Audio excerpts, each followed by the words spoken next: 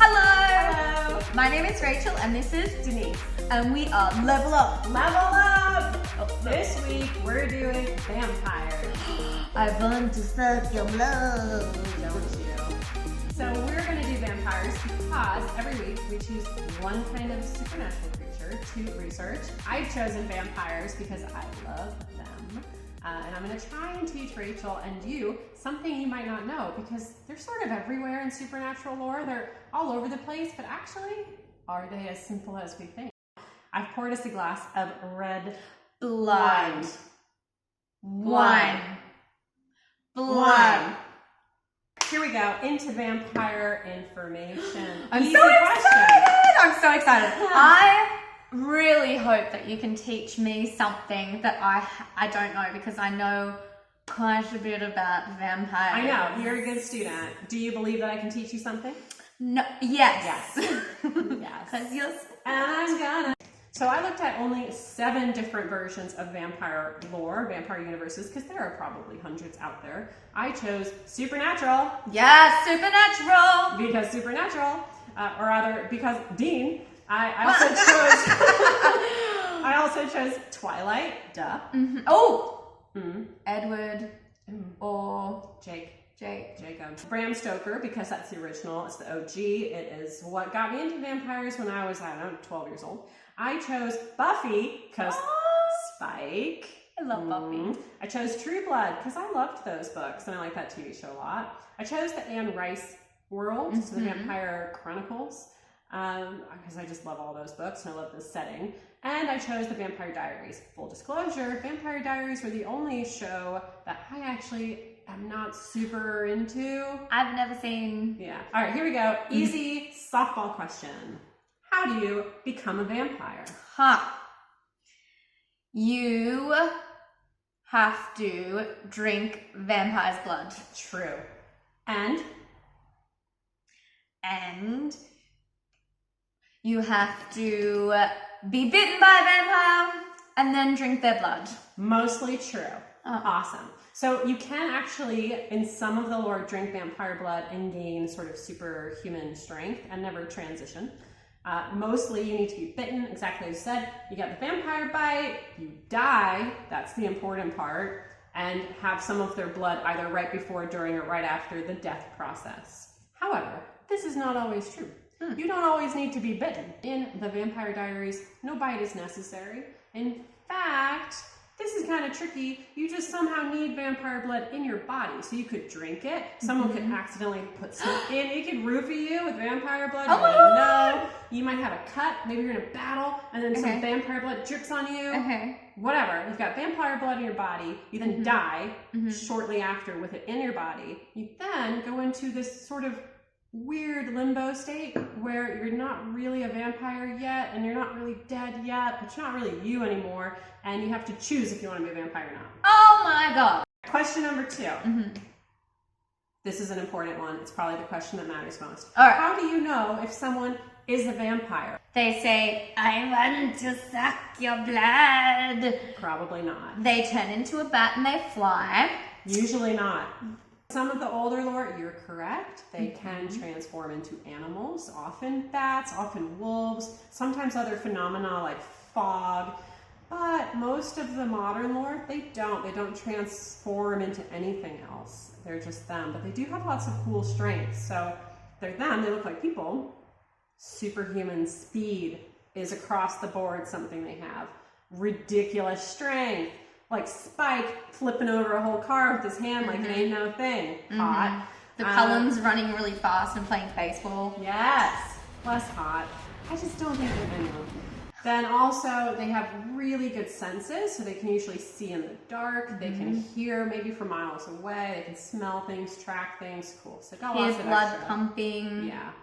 They may or may not have other kinds of mental abilities. So sometimes, like in the Anne Rice world, they can read minds. And Edward Cullen obviously could read minds, but other vampires, even in Twilight, couldn't. Most of the time, that's not something they actually have. It's pretty special. You mentioned a couple other things. Red eyes. Often they have red eyes, but usually red eyes signal they just had blood. So really, if you see a vampire with red eyes, it's probably pretty safe because they're probably well fed. Oh. If you see a vampire with normal colored eyes, they're probably more dangerous. But you don't know if you're going by red eyes that they're a vampire. So you're in more danger without knowing it. Okay, here's a trick I learned for how to know if someone's a vampire. Now, it takes time. So it's not a sudden, I know they're a vampire. This is more in a situation where you've got a friend, a boss, someone that you see often over a continuous amount of time, and you think they're shifty. I don't know what's happening here. I never see them in the daytime. You're getting all sorts of little funny feelings.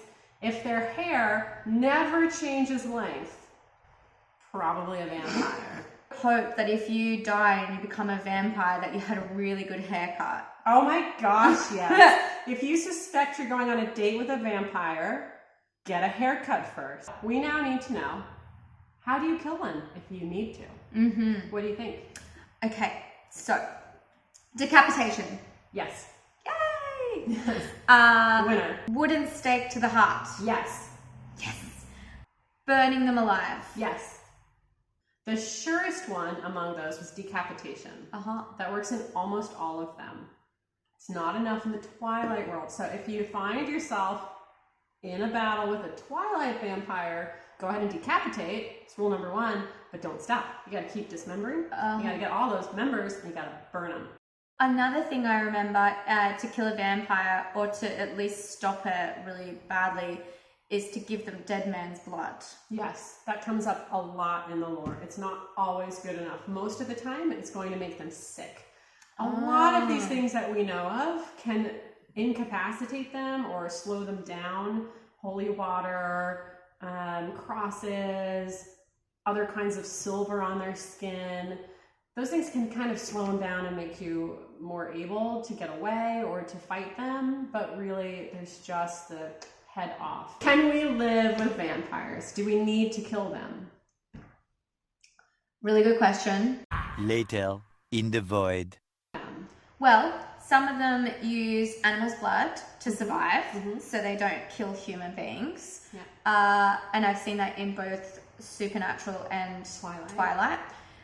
My knowledge of True Blood isn't vast enough, but there's also blood bags, so you can go to a blood bank where someone's donated blood. I mean, that's also taking away valuable blood for people who are extremely ill. So not for True Blood. For True Blood, that's not a problem, because True Blood, actually, they've created a synthetic blood. Oh. So it's a new material that's actually just going to make vampires be able to feed without requiring animal blood, human or other. So they still are very, very strong, and they still have the ability to kill a human being. Yes. So, if we're making the argument, every human being could kill a human being. Yeah. So if it's a Minority Report argument of they might kill someday, you could apply that to any person you know. Could get hit by a car by someone who was driving a car. It sounds like we're trying to say, no, you don't have to kill I'm vampires. thinking I'm going to say no. Like, can we form an alliance? Can we figure out how we can live together? Is it a good idea to fall in love with a vampire? Say yes. No. I don't think you should ever fall in love with a vampire, because how are you to ever know that you're actually in love with them? How does anyone ever know, Rachel? Also, if you're a person who tends to be drawn to people with narcissism, I think it's very likely you fall in love with a vampire. That's a lot of people. Do you know what that feels like? Yeah, okay. Neither of us have ever done that. I would also say no, though. Okay. That is the answer. Really problematic, I found, across the lore. A lot of them are known for having very heightened emotions, which is probably what makes them so attractive, because it has the passion element. So if a vampire is sad, they're not sad, they're depressed. If a vampire is kind of, a little like peeved, irritated, they're furious. If a vampire is kind of happy, no, they're joyous. So sometimes it's a wonderful ride. Other times it's a terrible ride, and I don't think we should get on it. Even vampires get depressed, and they have eternity. Right. So that might make some people feel better. Look, even vampires. Even vampires have bad days. Lots of skills, and they look great. Okay, there you go. You can be as beautiful as a vampire, and still be sad. Something we need to learn Life right lessons. Last question. Mm-hmm. How can you repel a vampire? It's coming at you. You're pretty sure it is one. You want it to stay away. What do you do? there. Am I human? Yes, in this situation, in most situations, I believe you're still human. Okay. Yeah. Maybe I'm like superhuman. Yeah. Okay, so to get a vampire away from you, be in a church. Just be inside a church. Tick. Yay! Garlic. Small tick. Okay. Holy water. Burying them. They're always in coffins. So I don't know what a coffin has to do with anything. They always sleep in coffins. But maybe putting them inside a coffin to be a vampire. And dead man's blood, like I said. Great. earlier. Those are all really good. First one was the strongest. Be in a church. That seems to work almost all the time. Consecrated ground. Vampires, like a lot of supernatural or evil creatures, can't really cross consecrated ground. So that was a really good one. Garlic and holy water. It's like 50-50. Sometimes in the lore that works, and sometimes it really doesn't do anything. Actually, in True Blood, Bill, the main vampire, right, the hot one, he was punished for committing the worst crime that you can as a vampire, which is to kill another vampire. He was punished by being placed in a coffin, buried underground, and the coffin was wrapped around with silver so that he couldn't actually escape it. Thank you, Denise. You're welcome. All right, so what's next? So, next episode is Crossroads. What are crossroads in supernatural universe? What do they represent? What do they symbolize? How do they come to be? What happens if you go to a crossroad? All these questions will be answered. I like it. Was that vampire? That's my vampire. I'm trying to be alluring. It never works. It works.